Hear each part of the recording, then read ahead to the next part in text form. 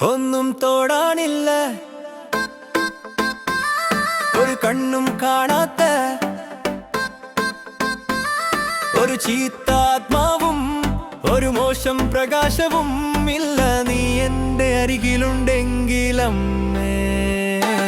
ചിന്തകൾ വെളിപ്പെടുത്തേണ്ട കാര്യങ്ങളായി മാറുന്നു. നിരുപാധികം സ്നേഹിക്കാൻ കഴിയുന്ന ഒരേ ഒരു വ്യക്തി പ്രണയം.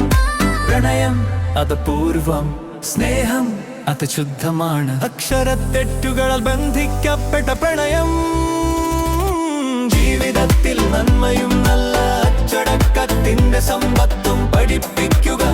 അമ്മ കുഞ്ഞിനെ സംരക്ഷിക്കുന്നമ്മ, അവന്റെ അപാത പോലും ബഹുമാനിക്കുക. ആരാൻ അവനെ കാത്തിരിക്കുന്നത്? പട്ടിണിയും പട്ടിണിയും ഒരുമിച്ച് ഒരു നേരം ഭക്ഷണം കഴിക്കണം.